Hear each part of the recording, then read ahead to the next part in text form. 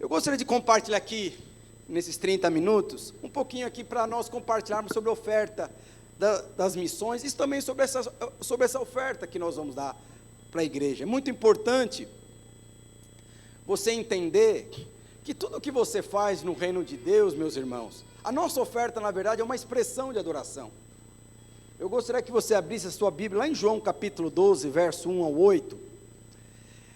Aqui fala de uma história de uma mulher que um dia ela pegou um vaso de perfume que valia 1 ano de salário e jogou aos pés, ela lavou os pés de Jesus. E eu gostaria de compartilhar aqui um pouco desse contexto, desse banquete, porque a palavra de Deus fala que foi um banquete onde Jesus, 6 dias antes de morrer, 6 dias antes da Páscoa, 6 dias antes de Jesus ser crucificado, a palavra de Deus fala que esse homem, Jesus, ele foi na casa de um homem que se chamava Simão o leproso. E eu gostaria de contar essa história para você, porque ela tem muito para falar na sua vida e na minha vida, ok? Eu gostaria que você abrisse sua Bíblia lá em João 12, verso 1 ao 2. Na verdade, esse banquete, meus irmãos, aqui é uma alegoria que tem a ver com a vida da igreja. Mas vamos começar aqui. 6 dias antes da Páscoa, foi Jesus para Betânia, onde estava Lázaro, a quem ele ressuscitara dentre os mortos. Deram-lhe ali, pois, uma ceia. Marta servia, sendo Lázaro um dos que estavam à mesa com ele. Meus irmãos, como aqui nós lemos aqui, esse contexto, a palavra de Deus fala que foi 6 dias antes de Jesus ser crucificado, foi 6 dias antes da Páscoa, 6 dias antes de Jesus ser crucificado, e a palavra de Deus fala que ele estava numa casa de um homem que se chamava Simão o leproso. É interessante que, se você for ver no começo do Evangelho, se eu não me engano de Marcos, a palavra de Deus fala que Jesus, ele não tinha onde reclinar sua cabeça, ele não tinha onde descansar, mas 6 dias antes do seu ministério acabar, ele tinha um lugar para descansar, ele tinha um lugar para reclinar sua cabeça, era lá na casa, era lá em Betânia, na casa do Simão leproso. O que significa Betânia? Betânia significa a casa dos pobres. Por que é casa dos pobres? Mas foi lá na casa dos pobres que o Senhor Jesus, ele foi tomar a sua última ceia antes de morrer. Mas como eu falei para você, essa casa significa a pobreza. Então, muitas vezes, mas essa casa também representa a igreja. É como o mundo muitas vezes vê a igreja. O mundo vê a igreja como algo pobre, algo sem valor, mas Jesus está ali. E se Jesus está ali, não é pobre, tem muito valor. E é interessante que, se você for ver os personagens, a palavra de Deus fala que existia um personagem ali que se chamava Lázaro. Lázaro, eu imagino que você conhece a história, ele foi o homem que Jesus ressuscitou, depois de 4 dias, se não me engano, morto.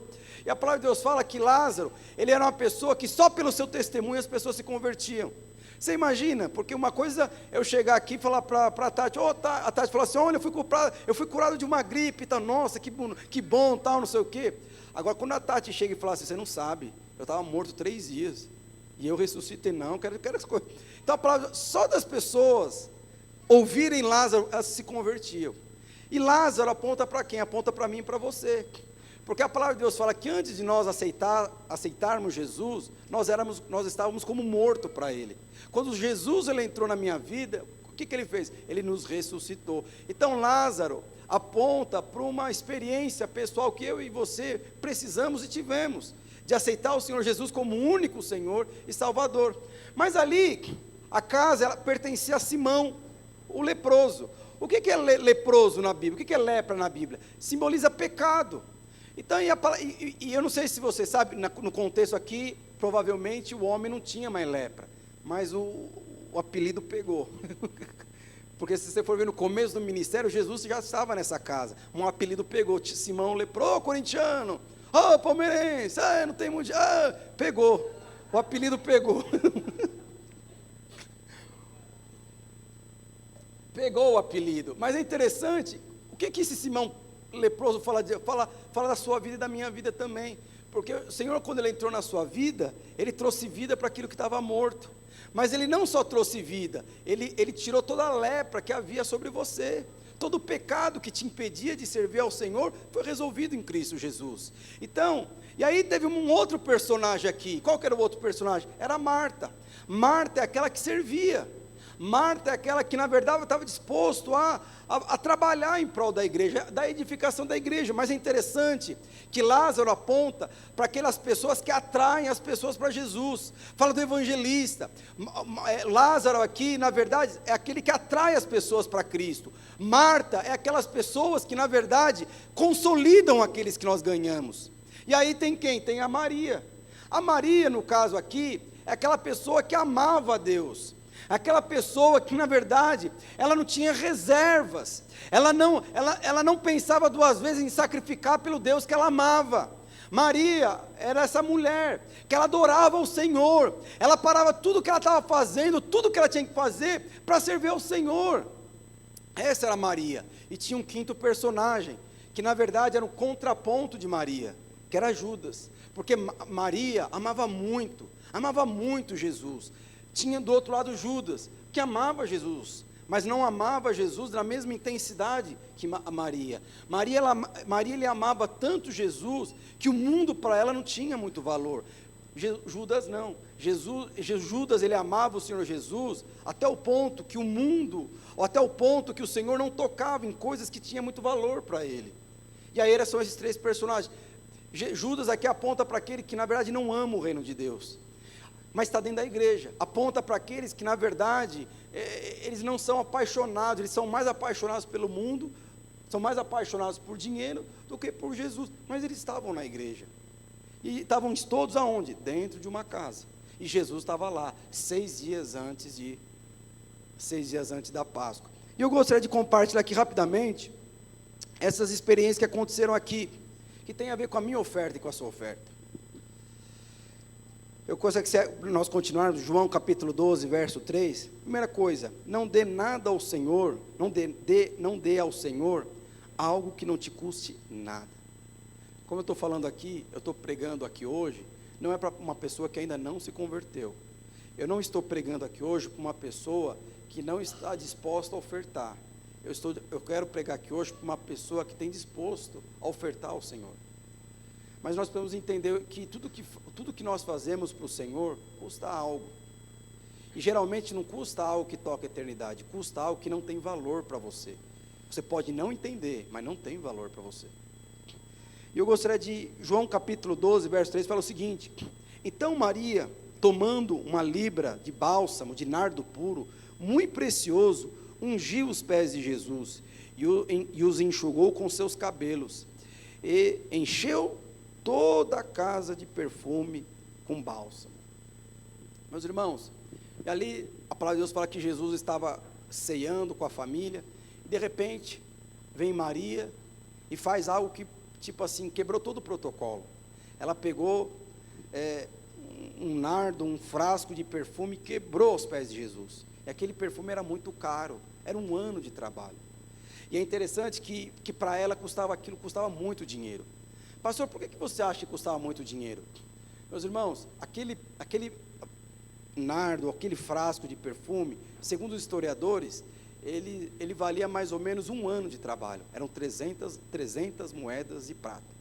E a palavra de Deus fala que provavelmente, no contexto, mas aí nós entendemos, que provavelmente aquela mulher, ela teve que durante muitos anos, conseguir guardar aquele perfume. Eu não sei se você já tem economia, você tem reserva, mas depois que você guarda 10 mil, você não quer gastar ele não. Depois que você guarda 20 mil, você não quer usar seu dinheiro não, usa o seu, da sua esposa, não, usa o seu. Depois que você chega você não quer mexer, porque aquilo de alguma forma gera para você o que? Uma segurança, é algo de muito valor. Então provavelmente aquela mulher, todos os meses, ela comprava um pouquinho daquele perfume aguardando, era como se fosse a poupança dela. Mas chegou um momento que ela se deparou numa situação que ela viu que a poupança dela, que tinha muito valor, naquela situação não tinha valor. Provavelmente, se ela tivesse que usar todo aquele perfume sobre a vida dela, ela não usaria. Porque para ela, usar tudo aquilo lá em um dia, não, é muito desperdício. Mas para o Senhor, não. E ela simplesmente foi lá e entregou esse perfume para o Senhor Jesus. Eu não sei e a palavra de Deus fala que ela vai lá e ela enxuga os pés de Jesus com seus cabelos. Eu não sei se você sabe, na Bíblia, cabelo fala de glória, a glória da mulher está no cabelo. Então você percebe que aquela mulher, ela estava entregando a sua glória e aquilo que ela tinha de valor para o Senhor. Não tem como, meus irmãos, eu não sei, como eu falei para você, a nossa adoração, ela sempre reflete sacrifício. Às vezes você vem no culto, está tão cansado, machucado, frustrado, em luto, por conta de uma perda, e por conta disso você não consegue louvar o Senhor. Mas tudo isso tem a ver com o quê? Com sacrifício. A nossa adoração requer o quê? Algum tipo de oferta. E não tem como você, e aquela mulher entregou a sua glória para Jesus, e também entregou a sua adoração para Jesus. Não tem como você desfrutar da glória do Senhor, meus irmãos, sem antes você não ofertar algo para Ele. E é interessante que você começa a perceber que todo aquele ambiente, ele é mudado por conta daquele aroma. E aí em João, vamos continuar, em João capítulo 4, verso 6, fala o seguinte: a verdadeira oferta sempre produz desconforto nos carnais. João 12, verso, vamos lá. Mas Judas Iscariotes, um dos seus discípulos, que estava para traí-lo, disse: por que não se vendeu esse perfume por 300 denários e não se deu aos pobres? Isso disse ele, porque não tivesse cuidado dos pobres, mas porque ele era ladrão, e tendo a bolsa, tirado o que nela se lançava. Meus irmãos, eu não sei se você sabe, toda vez que você faz algo verdadeiro com amor, com encargo, sempre vai produzir um desconforto carnal em pessoas que não amam da mesma forma que você ama. Se você é casado e ama a sua esposa, e der um presente para a sua esposa, e compartilhar isso com uma pessoa que não ama a sua esposa, o que ele vai falar para você? Não, pelo amor de Deus, não precisa de tudo isso não. Porque a gente sempre vai gerar desconforto. A palavra de Deus fala que aquela mulher, quando ela quebrou o perfume, a palavra entrou Judas na parada. Porque de alguma forma, a oferta daquela mulher, ou a atitude daquela mulher, ela constrangeu Judas. Mas por que constrangeu Judas?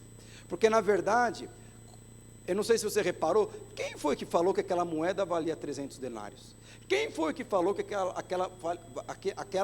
aquele perfume valia 300 moedas, um ano de trabalho? Quem foi que falou isso? Foi Jesus? Foi os discípulos? Foram os sacerdotes? Não, foi quem? Judas, porque Judas ele amava o mundo, e por ele amar o mundo, ele sabia quanto que custa, quanto que vale, dá prejuízo, não dá prejuízo, porque o olho dele está para isso. Ele está preocupado com dinheiro. Então quem foi falar para Jesus que era um desperdício porque valia 300 moedas? Foi Judas. Mas por que Judas falou isso? E a palavra de Deus fala, ele fala assim, olha, não seria melhor nós darmos para os pobres? E é interessante que a palavra de Deus fala, Judas falou isso para ter benefícios próprios, mas ele mesmo, Judas, ele não estava preocupado com os pobres, ele estava preocupado com quem? Com ele mesmo. Ele tinha falado aquilo porque ele era um ladrão. É interessante que se você for ver, e é uma boa causa, meus irmãos, você ajudar os pobres. E a palavra de Deus, depois você vê aqui no contexto, lá em Mateus, você vê em Deuteronômio, que na Bíblia fala que os pobres, que na verdade nós sempre teremos os pobres entre nós. Mas quando ele fala isso, ele não fala isso da igreja, ele fala isso do mundo. Então no mundo, meus irmãos, sempre vai ter pobre. Por quê? Porque pobreza tem a ver com mentalidade. Não tem como você pode colocar um caminhão de dinheiro para uma pessoa que tem uma mentalidade de escrava, ele jamais vai ser próspero, ele jamais vai ser rico. Mas é interessante que em Deuteronômio, se eu não me engano, 14 ou 15, fala que dentro da igreja não haveria pobre. Então nós precisamos entender o contexto. Então Jesus ele fala, olha, os pobres nós sempre teremos, então no mundo sempre vai ter pobre, mas no meio da igreja não. Essa é uma promessa de Deus, no meio da igreja não pode ter pobre. Se há um pobre, é porque ele na verdade não está desfrutando do corpo, ou na verdade ele não teve uma experiência com Cristo ao ponto de ter sua mente renovada. E aí a palavra de Deus fala que de alguma forma aquela oferta constrangeu Judas. Mas por que constrangeu Judas? Porque Judas, 6 dias depois, ele vendeu Jesus, ou antes, eu não falo o contexto aqui, mas Jesus, ele havia vendido Jesus por quantas moedas? 30 moedas. Então Jesus, você imagina, antes do banquete, ele vai lá e negocia Jesus por 30 moedas. Então era o que Jesus valia para Judas. E aí de repente ele vê numa situação onde uma mulher que não seguia Jesus, que não era discípula de Jesus como Judas era, E simplesmente ela vai lá e coloca 300 moedas aos pés de Jesus. O que representa 30 moedas? 30 moedas, meus irmãos, de prata é o que se pagava por um escravo. Então Judas, na verdade o valor que Jesus tinha para Judas era somente de 30 moedas, o valor de um escravo.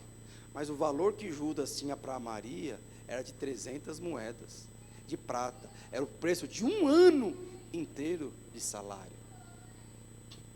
Então você percebe que a forma de você enxergar o contexto muda tudo.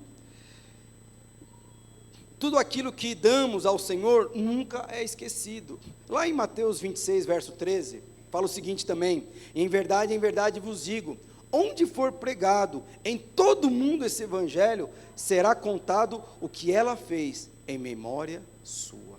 Eu não sei se você sabe, alguns anos atrás, foi encontrado no mar da Galileia, onde Jesus andava lá com os barquinhos de Pedro, foi encontrado no barro, lá no mar da Galileia, foi encontrado um barco onde Jesus e os discípulos usaram. Não pergunta para mim como que eles sabiam que era porque eu não sei, mas falaram que, segundo eles encontraram. E é interessante como que eles deram o nome daquele barco que eles encontraram 2000 anos depois. Eles deram o nome do quê? Esse é o barco de São Pedro. Mas por que é o barco de São Pedro? Porque foi Pedro que decidiu emprestar o barco para Jesus. Mas quem que estava naquele barco? Estava João, estava Tiago, estavam os outros discípulos. Mas aquele barco, ele foi batizado com o nome de São Pedro, porque foi ele que decidiu emprestar o barco dele, o empreendimento dele, a sua vida profissional para Jesus. Eu não sei se você sabe, alguém aqui gosta de peixe? Aquele tilápia. Sabe que a origem da tilápia? É lá da Galileia lá. E tem até um nome que é São Peter. O que é São Peter? É São Pedro. Você sabe por que é São Pedro? Porque esse nome é batizado com Pedro. Por quê? Porque foi Pedro que teve uma experiência poderosa e se tornou um pescador de homens. Por isso que é São Peter. Não sei se você sabe, mas é por conta disso. Então você percebe, a palavra de Deus fala que quando a mulher derramou aquele perfume para Jesus, o que Jesus fala? Por conta da atitude dessa mulher, onde for pregado o evangelho, será falado dela. Olha só, não será falado de Abraão, não será falado de Moisés, não será falado de Davi, mas será falado dessa mulher. Meus irmãos, aquilo que nós colocamos nas mãos de Jesus, aquilo que você tem na mão, às vezes não, ele é temporário. Às vezes você pode ter um bem, compra um carro, depois vende o carro, compra outro carro, pega uma casa, hoje a sua conta está vermelha, depois vai para azul, depois você fica rico, perde, sabe, você não sabe. Mas é interessante que tudo que nós temos nas nossas mãos, meus irmãos, ele é temporário. Mas quando nós colocamos no reino de Deus, você pode ter certeza, isso se torna eterno. Sabe, isso vai ecoar de uma forma que você nem imagina. Sabe, um dia nós vamos nos encontrar com essa mulher que chama Maria, e provavelmente ela vai se surpreender. Puxa, até hoje, vocês lembram daquela ocasião, onde eu quebrei algo tão precioso para Jesus? Vamos lembrar, todo mundo vai se lembrar daquilo que Pedro fez, do sacrifício dele entregar sua carreira profissional, para seguir o Senhor Jesus. Então tudo que nós fazemos para o Senhor, meus irmãos, nunca é esquecido. A sua oferta que você vai fazer para as missões hoje, meus irmãos, isso não vai cair no esquecimento. Às vezes provavelmente vai ser uma família, ou às vezes vai ser uma criança, que não tem condição de comprar uma Bíblia, e com a sua oferta, ela vai comprar uma Bíblia, e às vezes chorar, era o meu sonho ter uma Bíblia. E o que ela vai fazer? Ela vai chegar para o quarto dela, vai levantar suas mãos e falar: Senhor, obrigado, porque o Senhor me deu uma Bíblia, obrigado, porque o Senhor me deu uma igreja, obrigado, porque o Senhor... E aí é interessante, quem que o Senhor vai retribuir? É você, porque é da sua oferta que veio isso. E é interessante que tudo que nós fazemos para o Senhor, meus irmãos, nunca vai cair no esquecimento. A oferta que você vai fazer para o nosso próximo prédio, você pode ter certeza, não vai cair no esquecimento. Então, não seja... A palavra de Deus fala lá em 2 Coríntios, capítulo 9 e 10, que Ele dá semente ao que semeia. O que é semente, meus irmãos? São oportunidades. Quando você está disposto a semear no reino de Deus, Ele vai te dar mais semente. Quanto mais você semeia, mais semente você tem. Ele fala, Ele vai te fazer rico. para todo tipo do quê? Generosidade. O que é sementeira? É sementeira que fala?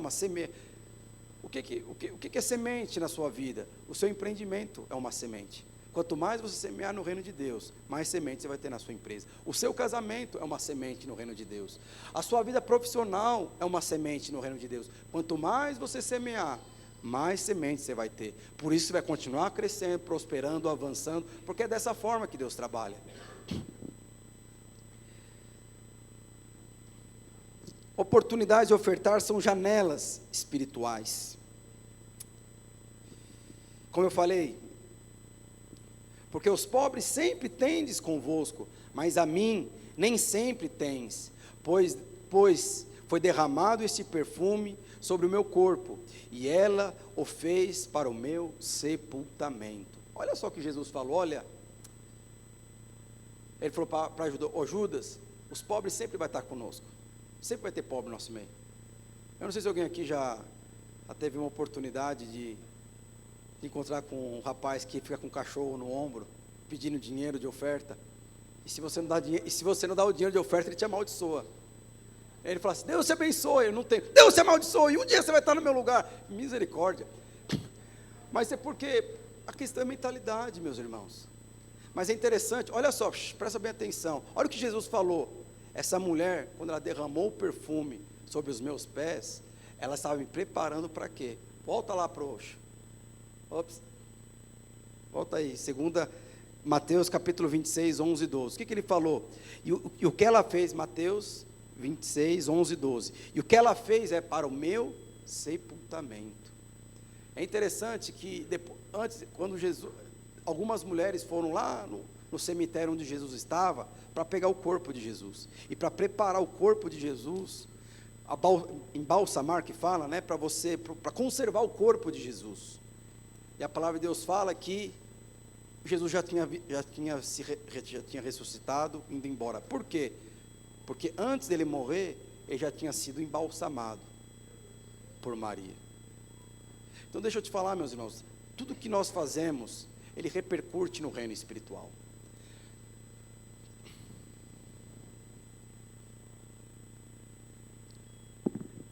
Mateus 1 Timóteo capítulo 6 a 10, fala o seguinte: porque o amor ao dinheiro é a raiz de todos os males, e alguns nessa cobiça se desviam da fé, e a si mesmo se atormentam, com muitas dores e aflições. Meus irmãos, olha só o que fala, ele não fala que é o amor, que é o dinheiro que te traz prejuízo, é quando você ama mais o dinheiro do que o Senhor Jesus. O que ele fala? Então não é o dinheiro que te faz mal, é você amar o dinheiro mais do que o Senhor Jesus. E o que ele fala aqui, isso é a raiz de todos os males. O que é males aqui? É natureza perversa. Quando você ama a Deus, você pode ter certeza, a sua natureza ela muda. Você se torna uma pessoa perversa, porque você vai começar a fazer o que naturalmente você não fazia para obter mais dinheiro, mais dinheiro. Você começa a atrair por conta de dinheiro e poder. Você começa a quebrar valores que até antigamente você não quer por conta de mais dinheiro. E o que ele fala? E alguns nessa cobiça, o que é cobiça? É desejar, se desviam. O que é desviar aqui, meus irmãos? É você perder o caminho. Qual que é o caminho? Nosso caminho é a fé. Qual que é a moeda que na verdade toca aos céus? Não é real, dólar, bitcoin, é fé. Se existe uma forma de você se empobrecer, é você perder a fé. Então, quanto mais dinheiro você tiver, provavelmente menos fé você vai ter. Mas a forma de você aumentar a sua fé é ofertando ao Senhor. É você falando para o mamão, você não me serve, eu te sirvo. Se eu quiser bancar isso, eu vou bancar. Se eu quiser ofertar, eu vou ofertar. Quantas pessoas não conseguem ofertar porque não tem medo de passar fome, tem medo de passar necessidade, tem medo, tudo isso por conta de dinheiro. E a palavra de Deus fala que por conta disso, por você desejar, por você amar ao dinheiro, você vai se desviar da fé. Você perde aquilo que você tem de mais valor, a única coisa que na verdade te leva a agradar a Deus. E tudo que nós fazemos, meus irmãos, é com base na fé. Nós temos um alvo de batizarmos 60 pessoas, isso é fé. Nós temos um alvo de multiplicar uma célula, isso é fé. Nós temos um alvo de comprar uma casa, isso é fé. Nós temos um alvo de empreender e multiplicar um empreendimento, isso é fé. Mas quando você começa a amar o dinheiro, você percebe, é as dificuldades, é as restrições, é os problemas, é as dificuldades, é tudo isso. Por quê? Porque nós amamos o dinheiro mais do que o Senhor Jesus. Existe uma história, eu não sei se você já ouviu esse contexto na Bíblia, de um homem que queria servir o Senhor Jesus. Ele falou assim: Senhor, eu quero servir muito o Senhor, eu faço todas as coisas, que não sei o quê. E o Senhor falou assim: então vamos me seguir, mas só espera uma coisa, só espera que eu vá lá sepultar o meu pai que morreu. Aí o que Jesus fala? Deixa que os mortos sepultem os seus mortos. Mas é interessante que, se você for ver o contexto aqui, o pai dele já havia morrido, já havia sepultado. E por que ele falou que ele deveria voltar para enterrar o pai dele? Porque na verdade ele estava voltando, não era para enterrar o pai, era para participar da divisão da herança. Porque se ele não voltasse, ele iria perder dinheiro, a herança que o pai havia deixado para ele. E por conta disso, ele não seguiu Jesus. Então você percebe, meus irmãos, quando você ama mais o dinheiro, você pode ter certeza, dificilmente você vai conseguir servir ao Senhor. Dificilmente você vai conseguir aceitar um chamado dele. Porque quando Deus vai te chamar, não está envolvido dinheiro. E quando Deus falar que ele vai te prosperar, não está envolvido dinheiro, está envolvido ele que está envolvido. E para nós encerrarmos, pode o pessoal do louvor subir?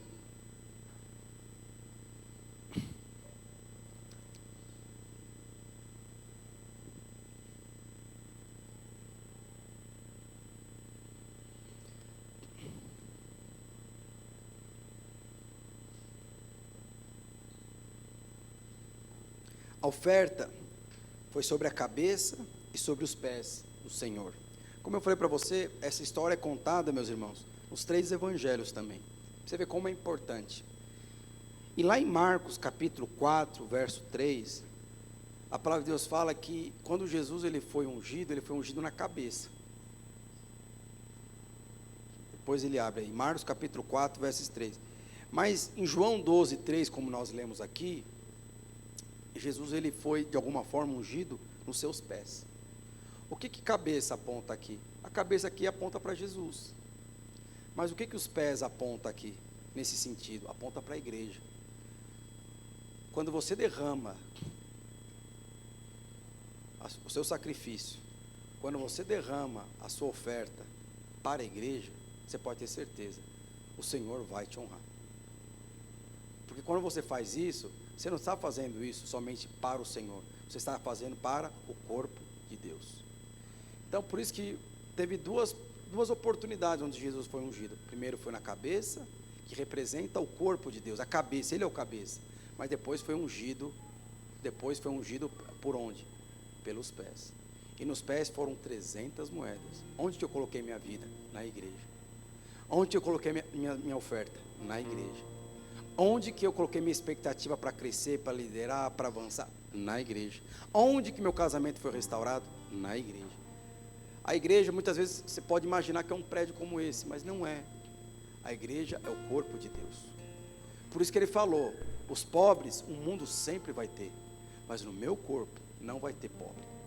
Por isso que lá em Atos, capítulo 2, verso 40 até o 42, começa a falar da igreja primitiva. O que a palavra de Deus fala? Que todos aqueles que tinham dinheiro, recursos, eles davam para os pastores, para os apóstolos, mas que ninguém passava necessidade, que ninguém passava dificuldade, porque essa é uma promessa de Deus. Aqueles que estão no corpo jamais vão passar fome, aqueles que estão conectados ao corpo jamais vão mendigar o pão, porque na verdade o pão vem do cabeça, e o cabeça é o Senhor. O cabeça não é o seu cônjuge, seu marido, o cabeça não é seu patrão, o cabeça não é o governo, não é o Estado, o nosso cabeça é o Senhor. E essa é a promessa de Deus para mim e para você. No mundo sempre vai haver pobre, mas na minha casa nunca vai haver pobre. Ele pode chegar pobre, mas vai passar o período de transformação, como foi com Simão um leproso e com Lázaro. Mas no final você vai se tornar como um marido. Você vai amar o reino de Deus como as coisas mais importantes e mais preciosas da sua vida. O que vai acontecer com isso? Deus vai te usar de uma forma sobrenatural.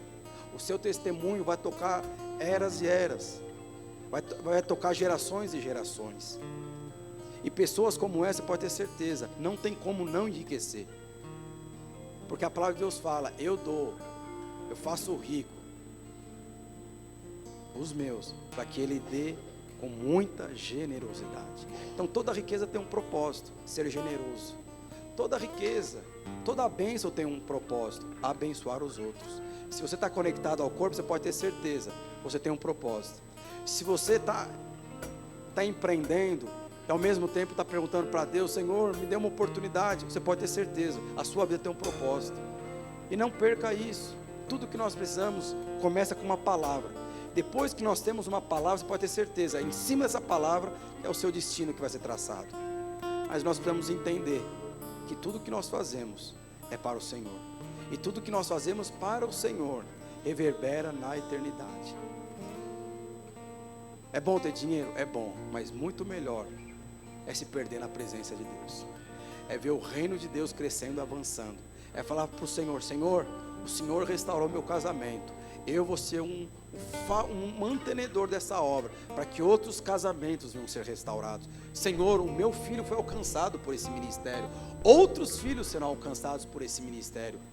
Tudo isso tem a ver com o quê? Não tem a ver comigo, não tem a ver com você. Tem a ver com o corpo de Deus. Tem a ver com o reino de Deus. Gostaria que você se levantasse.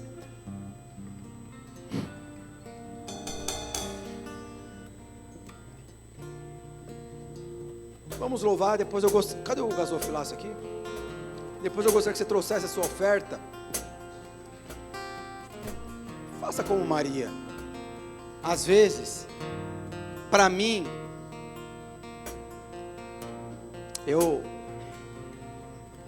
presta bem atenção. Presta só um pouquinho. Eu dou mesada para as minhas filhas, né? Para ensinar elas. Se você é um pai, faça isso. Ainda quando é criança, para valorizar o dinheiro. E eu tenho a minha filha Isabela. Toda vez que eu vou na farmácia, ela sempre quer comprar um Carmed. Você sabe o que é isso? Que negocinho que põe na boca. Aí tem Carmed de brigadeiro, de panetone, né? Lua de mel, um monte de coisa. E teve um dia, foi no finalzinho do ano, era um Carmed de panetone. Ela falou assim: papai, esse é meu sonho. Eu sempre sonhei com isso. Mas como ela lançou agora, no final, como você sempre sonhou com isso? Sempre sonhei com isso. Eu comprei para ela. Mas depois, aí Ló falou assim: não, vamos te ensinar ela. Vamos dar comecei a dar mesada para ela, R$20. Toda semana. E agora estamos aumentando. E é interessante que aí a Ló foi no shopping com ela. E agora ela tem um cartãozinho pré-pago dela. E quando ela quis comprar um negócio, que era um outro sonho que ela sempre sonhou. A Eloá falou assim: não, pode comprar, você tem dinheiro na sua conta. Seu pai não te dá toda semana um recurso? Vai lá e compra. Se eu usar tudo, não vai ter mais na minha conta? Provavelmente não. Ela pensou bem: então eu não vou comprar não. Isso é a melhor estratégia, meus irmãos. Mas por que ela não fez aquilo? Isso não vale a pena eu gastar todo o meu recurso para comprar algo para mim. Não vale a pena eu gastar toda a minha economia para comprar um carro zero para mim. Não vale a pena eu gastar toda a minha economia para comprar uma casa para mim. Não é melhor deixar guardado lá, porque nessa forma você atribui valor. Aí chegou o aniversário da mãe dela, que foi em maio. E aí ela falou assim para a mãe dela: ô mãe, eu vou te dar um presente. Minha filha, o que você quer? O que a senhora quer?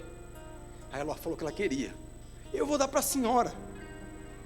Eu tenho dinheiro na minha conta, eu vou dar para a senhora. Ela: pelo amor de Deus, não precisa dar isso não, guarda o seu dinheiro e tal.